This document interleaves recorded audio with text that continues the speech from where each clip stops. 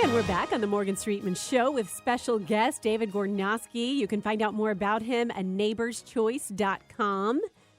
And I'm going to pick David back up right now. Yeah, and you know what we were talking about, what David was talking about go. before we went to break, that I just find very fascinating, and that is this concept of depersonalization of the scapegoat, of the other, of the person who is not a part of our community and to whom the community violence should be done, so that now we, the community, can live in peace. And David, I want you to take off on that subject and tell us about the Jesus personhood revolution and how that is actually one of the fulcrum points of history, is this change that Jesus brought about. Yeah, you had, and if you read mythology, you'll notice that all the monsters and gods and creatures, they often have figures. They often have attributes that would be considered a tell. It's like you got to be like a detective. Mm-hmm. You're looking to see there's a cover up here, because a lot of times they'll have like Oedipus Rex. He'll have a twisted leg or a difficult gait. So a lot of times these gods were actually, if you read them, they have disfigurements, and this is a sign that the original person that became mythologized into a god was actually a disfigured person or a handicapped person or someone who stood out.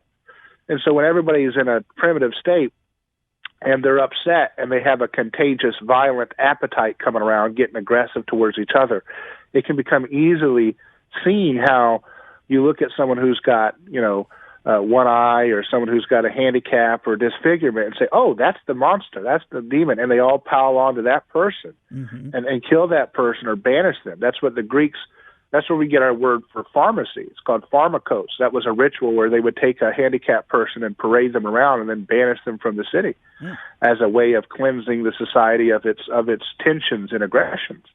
And it's terrible, but what Jesus did was he came into the situation and he took on the role of the scapegoat. He became the scapegoat.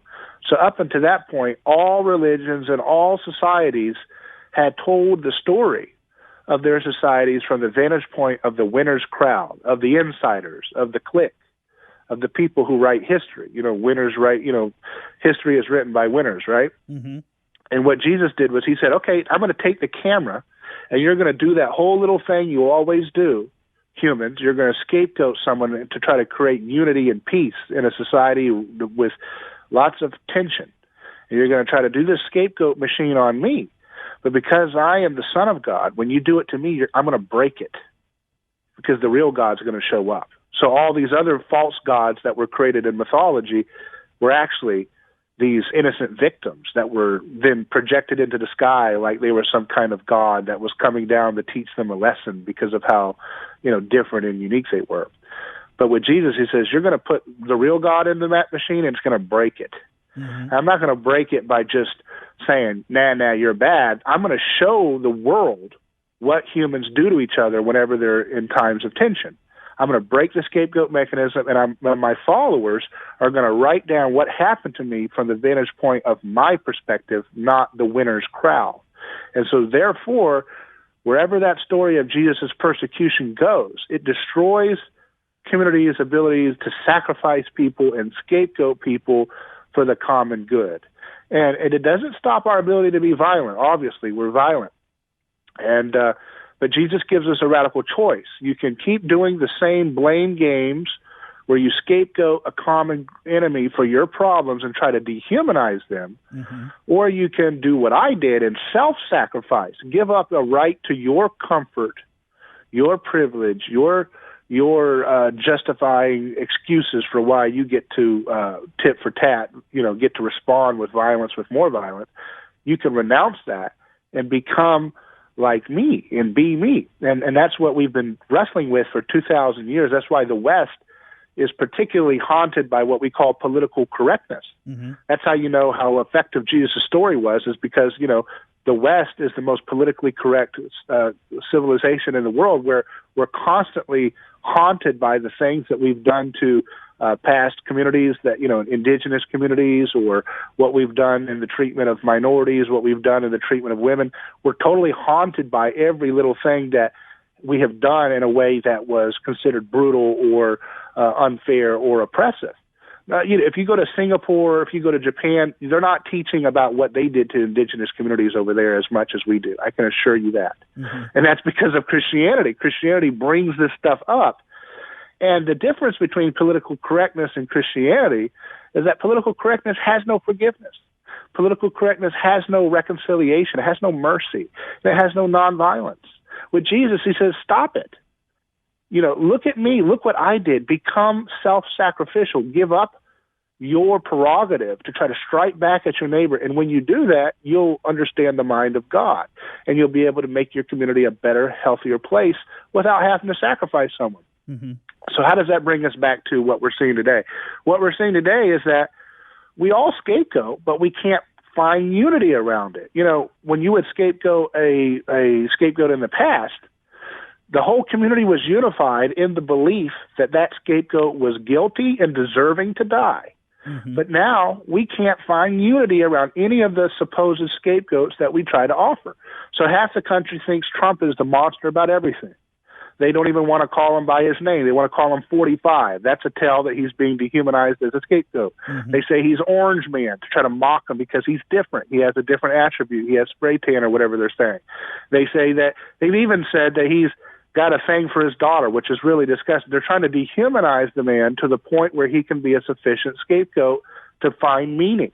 So how many millions of people wake up every day and they find a sense of purpose and a sense of community with their fellow neighbors on Twitter or whatever, in blaming one man for all of their problems? Mm-hmm. That Donald Trump caused racial issues. Donald Trump caused police brutality. Donald Trump caused everything wrong for these people. This is a classic scapegoat attempt. But the problem is it won't work because obviously the country's split. And it's split precisely because Jesus has created a world in which scapegoating doesn't bind us together, and therefore it's not an effective way of culture making. It always falls apart. And when it falls apart, what we're left with is back to what I said at the very beginning, which is runaway, aggressive rivalry.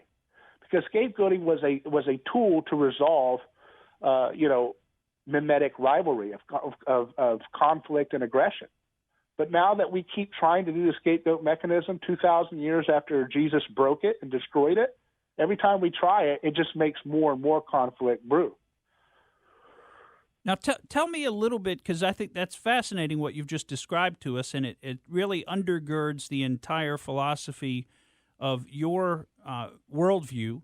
And tell me about the name A Neighbor's Choice, which is your podcast and your radio show and your website, aneighborschoice.com. Explain that to me and what the meaning is behind that to you. Well, it has different meanings for different people, but, one way to look at it is you have a choice. You can desire mercy or you can desire sacrifice. And that choice, that's what Jesus said, go and learn what this means. God desires mercy, not sacrifice. Well, what humans want is we say, no, we know better. We're going to do mercy via sacrifice. So we're going to use government to take people's money through taxation, or we're going to use government to make a law that says if you don't do this X, Y, and Z, then we're going to put you in a jail cage where you'll be numbered among the transgressors who are more violent. And so we create all these laws against nonviolent choices, all these victimless crimes that we come up with, to the point where you can go to prison for selling raw milk, you can go to prison for not paying minimum wage, you can go to prison for having a suspended license, being late on child support. You can get stopped by having a broken tail light. I mean, there's all these little things where you get the state in its aggressive violence it shows up at your door for every nonviolent choice you can think of. Mm-hmm. And the reason why we do that is we don't believe that Jesus is king. If we believe Jesus is king, we would practice mercy, not sacrifice. We say, no, I'll do mercy, but it'll be via sacrifice. I'm going to use the force of government to make my rich neighbor more sharing to the poor.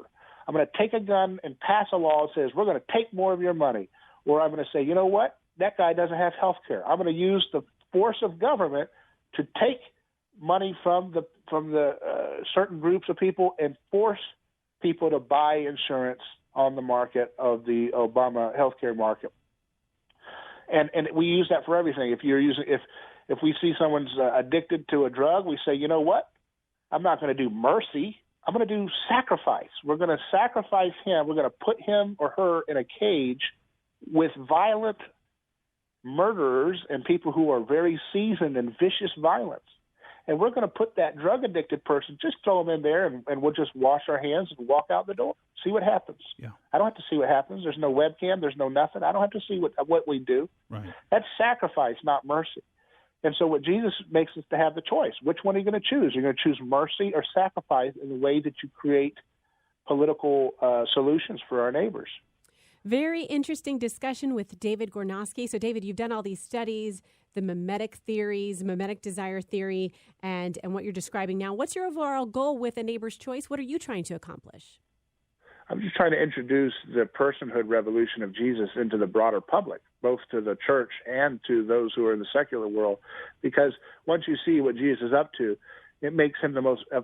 He is the most relevant person in his project. Has its fingerprints all over all the questions we're asking right now.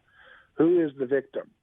Who is the scapegoater? Who is the person? You know, we have all these questions that we're raising right now in our society, and it's because of the impact of 2,000 years of people singing songs about Jesus and writing art and making art about Jesus and all these things, and we're still not figuring it out. We're still slow to grow in our understanding to understand how we can imitate Jesus' personhood revolution to have a more peaceful and a more prosperous society, because once we stop scapegoating each other, what do we do instead? We create wonderful innovation where we can solve problems like the lack of health care, or we can solve problems like pollution by stopping the scapegoating of politics and turning towards, radical innovation in the world of nature that can make everybody have a win-win solution rather than a tear-down solution.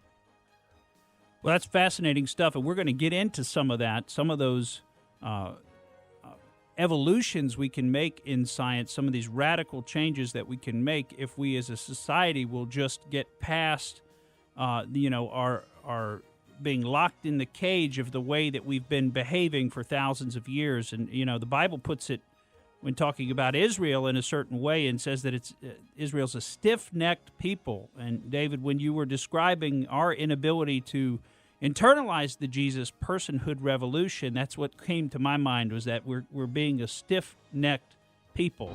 Thank you for listening to the Morgan Streetman Show. We hope you enjoyed what you heard, and if you did, please click like and subscribe to help us out. And remember that we recommend that you exercise your brain at least once a week.